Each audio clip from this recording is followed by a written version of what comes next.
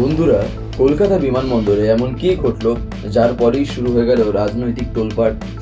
একদিকে তৃণমূল বলছে এটা শুধু একটা সাধারণ ঘটনা নয়, অন্যদিকে বিজেপি শিবিরের বিরুদ্ধে উঠেছে গুরুতর অভিযোগ।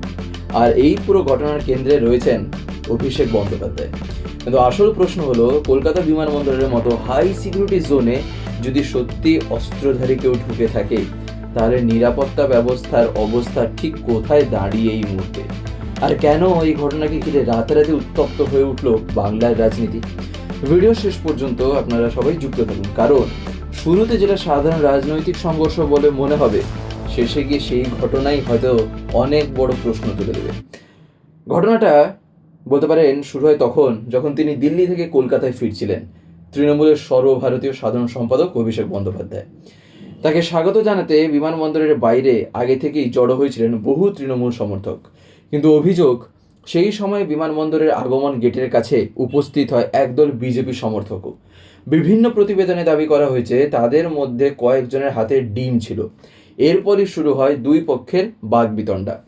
প্রথমে কথা কাটাকাটি, তারপর ধাক্কাধাক্কি, তারপর পরিস্থিতি এমন জায়গায় পৌঁছে যায় যেখানে বিমানবন্দরের বাইরে কার্যত বিশৃঙ্খল পরিবেশ তৈরি হয়। যাত্রীরা আতঙ্কিত হয়ে পড়েন, এমনকি নিরাপত্তা কর্মীদের দ্রুত তখন হস্তক্ষেপ করতেই হয়। কিন্তু এখান থেকেই শুরু হলো আসল বিতর্কটা।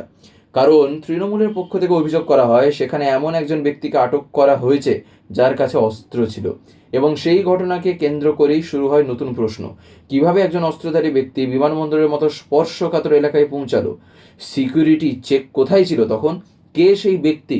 তার উদ্দেশ্য কি ছিল? আরও কেউ কি জড়িত? এই প্রশ্নগুলোই এখন রাজনৈতিক বিতর্কে কিন্তু কেন্দ্রে। ঘটনার পর অভিষেক বন্দ্যোপাধ্যায় প্রকাশ্যে প্রতিক্রিয়া কিন্তু দিয়েছেন। তিনি বলেন, এই ঘটনা নিরাপত্তা ও আইন শৃঙ্খলা নিয়ে গুরুতর প্রশ্ন তুলছে। তিনি ইঙ্গিত দেন এমন ঘটনা কোনোভাবেই হালকাভাবে নেওয়া উচিত নয়, কারণ সাধারণ মানুষও জানতে চান যদি বিমানবন্দরের মতো জায়গায় নিরাপত্তা নিয়ে প্রশ্ন ওঠে তাহলে অন্য জায়গাগুলোর অবস্থা কি। এখানেই বিষয়টি কিন্তু রাজনৈতিক মাত্রা পেতে শুরু করে। তৃণমূলের অভিযোগ আরও একটা ধাপ এগিয়ে যায়। দলের কয়েকজন নেতা দাবি করেন এটা শুধুমাত্র প্রতিবাদ ছিল না, তাদের মতে বিষয়টি অনেক বেশি গুরুতর। যদিও এই অভিযোগ এখনও তদন্তাধীন এবং প্রশাসনের তরফে চূড়ান্তভাবে কোনো সিদ্ধান্ত জানানো হয়নি, কিন্তু রাজনৈতিকভাবে এই অভিযোগই এখন সবচেয়ে বড় বিতর্কের বিষয়। এবার একটু অন্য দিক থেকে ভাবুন। ধরুন আপনি একজন সাধারণ নাগরিক, আপনি বিমানবন্দরে যাচ্ছেন, আপনার ব্যাগ বারবার স্ক্যান করা হচ্ছে, আইডি চেক হচ্ছে, সিকিউরিটি চেক হচ্ছে। তাহলে প্রশ্ন উঠতেই পারে, যদি সত্যি কোনো অস্ত্র উদ্ধার হয়ে থাকে তাহলে সেই ব্যক্তি এত দূরে এলো কিভাবে? এই প্রশ্নটাই এখন সোশ্যাল মিডিয়ায় দেখবেন সবচেয়ে বেশি ঘুরছে। রাজনীতি বাদ দিলেও নিরাপত্তার প্রশ্নটা কিন্তু সাধারণ মানুষের কাছেও অত্যন্ত গুরুত্বপূর্ণ। আর এখানেই ভিডিওর সবচেয়ে গুরুত্বপূর্ণ অংশ, কারণ এই মুহূর্তে তিনটি বিষয় কিন্তু সামনে এসছে। প্রথমত, বিমানবন্দরে দুই রাজনৈতিক পক্ষের সংঘর্ষ। দ্বিতীয়ত, অস্ত্র থাকার অভিযোগ। তৃতীয়ত, নিরাপত্তা ব্যবস্থার কার্যকারিতা নিয়ে প্রশ্ন। এই তিনটি বিষয় একসঙ্গে মিলে ঘটনাটিকে সাধারণ রাজনৈতিক ঝামেলার বাইরে নিয়ে গেছে। তবে একটা বিষয় মনে রাখা দরকার, এই মুহূর্তে অনেক অভিযোগ ও পাল্টা অভিযোগ সামনে এসেছে, কিন্তু তদন্ত শেষ না হওয়া পর্যন্ত কোনো দাবিকেই চূড়ান্ত সত্য হিসেবে ধরা উচিত নয়। যা নিশ্চিতভাবে জানা গেছে তা হলো, অভিষেক বন্দ্যোপাধ্যায়ের আগমনের আগে বিমানবন্দরের বাইরে উত্তেজনা তৈরি হয়েছিল।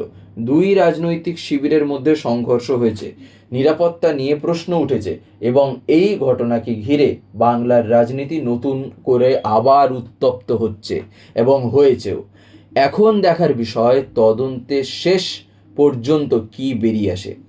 আসলেই কি নিরাপত্তায় বড় ধরনের গাফিলতি ছিল, নাকি রাজনৈতিক অভিযোগের আড়ালে অন্য কোনো বাস্তবতা সামনে আসবে? সেই উত্তরই এখন কিন্তু খুঁজছে বাংলা। আপনার কি মনে হয়, এটা কি শুধুই রাজনৈতিক সংঘর্ষ ছিল, নাকি এটা এমন কিছু ছিল যেখানে সত্যিই নিরাপত্তা ব্যবস্থার বড় ব্যর্থতা সেখানে প্রকাশ পেয়েছে? আপনার মতামত আপনি অবশ্যই কমেন্টে জানাবেন। আর যদি ভিডিওটি ভালো লেগে থাকে তাহলে একটি লাইক করুন আর সবার ভিতর শেয়ার করুন। আর বাংলার রাজনৈতিক খবরের আরও এরকম গভীর বিভিন্ন বিশ্লেষণ পেতে চ্যানেলটিকে সাবস্ক্রাইব করে পাশে বেল আইকন প্রেস করে রাখতে একেবারেই ভুলবেন না। আরও বলতে পারেন এইরকম খবরগুলি অতি সহজ আর সংক্ষিপ্তভাবে পাওয়ার জন্য।